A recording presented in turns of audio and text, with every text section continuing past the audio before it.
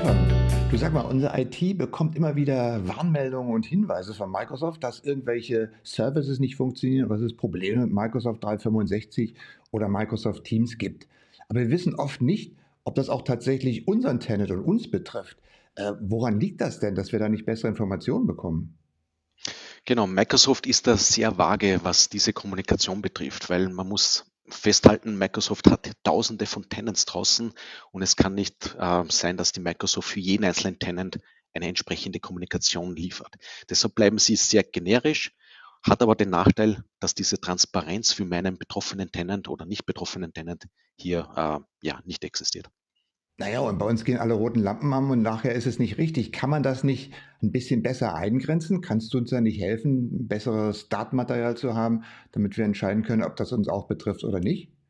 Das kann man absolut eingrenzen. Mit unserer Lösung Office Expert liefern wir genau diese Transparenz, die ich dir jetzt gerne zeigen würde. Das ist also ein üblicher Twitter-Stream, Microsoft 365 Status, wo Microsoft kommuniziert mit einem bestimmten Mhm. Delay, ob es irgendein generelles Problem gibt oder nur ein regionales Problem etc. Hier zum Beispiel ein Problem mit OneDrive, mit Online-Applikationen. Man bekommt aber nicht mehr Informationen, auch wenn hier Mhm. verwiesen wird auf das Service Health Dashboard im jeweiligen Tenant. Ähm, Damit man hier genau diese Transparenz schärft, liefert unsere Lösung Office Expert genau diesen Einblick. Hier dieser sogenannte Environment Status Überblick, wo ich über all meine Clients hinweg, die die Daten einliefern und eben dieses Dashboard anreichern, genau für jeden einzelnen Workload hier entsprechende Scoring-Metriken liefert. Und wenn ich sehe, dass SharePoint, OneDrive grün sind, aber 12 und List zum Beispiel nicht, dann sind das schon Einblicke, die ich per se sonst nirgendwo habe. Hier auch Mhm. wiederum runtergebrochen, im Delph-Bereich liegt es eher auf der Web-Applikation oder liegt es vielleicht auf einer API-Ebene. Auch hier liefern wir Einblicke, die dabei unterstützen, genau diesen Überblick zu schaffen.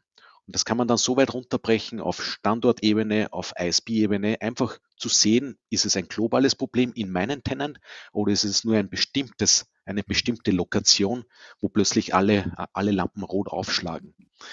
Ähm, Wir haben unsere eigenen Methodiken, wie wir das Ganze berechnen. Also wir schauen nicht nur, ob das Service respondet, sondern wir greifen hier verschiedene Methodiken an, die uns genau diese Daten liefern. Und wenn ich hier zum Beispiel auf User-Ebene runtergehe, dann vergleichen wir diese gesammelten User-Daten und vergleichen diese dann mit dem company-weiten Schnitt und bekommen auch schon ein bestimmtes Ranking von dem User im Vergleich zur Firma. Und das auch geliefert dann mit jeden einzelnen Workloads, die der User draußen verwendet. Wie zum Beispiel bei Exchange sehe ich eine Zahl, einen Score von 10, weil eben die ersten Subservices, die wir mit unserer Lösung monitoren, im Netzwerkbereich einen Score von 10 haben. Aber die anderen 2, 3 APIs, die wir in weiterer Folge ja, messen, haben nur im Authentication-Bereich ein Problem, aber nicht im Netzwerk. Also auch diese unterschiedlichen Subbereiche hinter Exchange Online werden wir oder behandeln wir unterschiedlichst und können genau diese feinmaschige Darstellung liefern. Okay, also wenn ich das richtig verstanden habe mit eurem Dashboard, da sehe ich dann die roten Ampeln, die sagen, du musst was tun, und ich sehe die grünen Dinge und sagen, es war dann doch mehr eine Aufregung, die uns nicht betrifft. Ist das richtig?